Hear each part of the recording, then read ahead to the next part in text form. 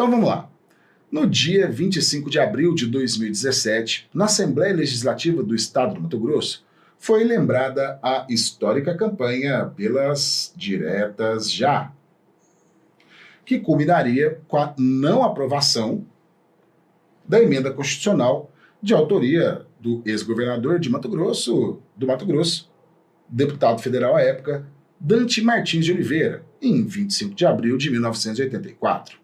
Entre as homenagens ao ex-governador, há um projeto que indica a construção do memorial Diretas Já. As campanhas pelas Diretas Já, que reuniu milhões de brasileiros nas praças públicas do país em defesa do retorno das eleições diretas para a presidência da República, marcou o processo de redemocratização do país. Pessoal, então vamos lá. É importante lembrarmos que a campanha tomou conta das grandes capitais, foi muito movimentada, foi um movimento muito romântico, com participação de várias lideranças políticas e também artísticas. Nós temos aí, por exemplo, Ulisses Guimarães como o emblema daquele momento, o doutor Diretas. Temos o próprio Tancredo Neves, que era uma das lideranças do MDB, que foi ele, na prática, o eleito indiretamente. Por quê? Mesmo com a proposta da emenda, o governo federal não aceitou e realizou eleições indiretas no colégio eleitoral. Mesmo que tivesse maioria pelas diretas já, a cúpula a cúpula do Estado não aprovou. Teve votos, não foi aprovada e indiretamente elegeram para presidente Tancredo e para vice o José Sarney. Então, ao concordar com a emenda das diretas já, o governo federal não concordou com a emenda das diretas já. Apesar de ter maioria no Congresso, a oposição representada pelo PMDB não conseguiu aprovar a emenda constitucional.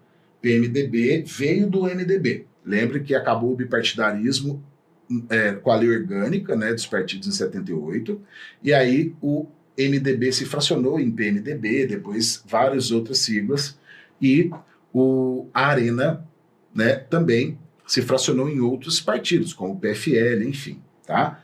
Então, aqui não tinha a maioria e, apesar dos votos favoráveis à emenda das diretas, lembrando que foi bem votado, apesar de maioria, ela não foi aprovada. Pessoal, aqui nós temos um ponto importantíssimo, tá? Apesar de maioria nos votos, não foi aprovada,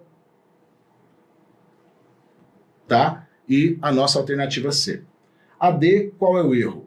A imensa mobilização popular, apesar da reprovação da emenda Dante, contribuiu para a escolha do presidente seguinte pelo voto popular? Não. Voto popular foi em 1989, a primeira eleição depois de 1960, que foi eleito Fernando Collor de Mello. Então, olha só, apesar dos votos, ela não foi aprovada. Então, questão número 2. Entre os políticos a seguir, assinale que foi o primeiro governador a ter 2 mandatos consecutivos por partidos diferentes. Como nós podemos ver, a informação na nossa exposição teórica só pode ser o principal emblema político da história do Mato Grosso nesse momento, o ex-governador e então deputado na época da proposta, Dante Martins de Oliveira. Questão 3. A divisão do estado do Mato Grosso em 2 estados, com a consequente criação do estado do Mato Grosso do Sul, ocorreu quando? Em 77, durante o governo Geisel, no contexto em que ele tinha feito o pacote de abril para aumentar a influência da Arena. Então, olha só, aconteceu em 77, regime militar. E nesta questão temos um painel Mural da Libertação, em que nós temos a descrição de um conflito agrário. De um lado, nós temos aqui trabalhadores rurais com instrumentos de trabalho, pegaram aí suas foices, seus podões. Do outro lado, temos o avanço do agronegócio, representado aqui pelas máquinas. Olha só, tá passando por cima de um rapaz aqui, tá mostrando aí a mortalidade, a caveira em cima do dinheiro, mostrando os conflitos entre as comunidades indígenas, entre os poceiros, as unidades de conservação, que sofrem muita pressão, e o avanço do agronegócio. Lembrando que o tema conflitos sempre foi muito quente nos concursos e aconteceram muitos ao longo da história republicana mato-grossense. Então, a pintura do mural registra a visão da Igreja Católica, lembrando que em diferentes momentos, tá, há diferentes visões acerca das relações entre empresas, projetos agropecuários, poceiros e indígenas no Nordeste de Mato Grosso, durante o período militar. Sobre essas relações, assinale a afirmativa correta.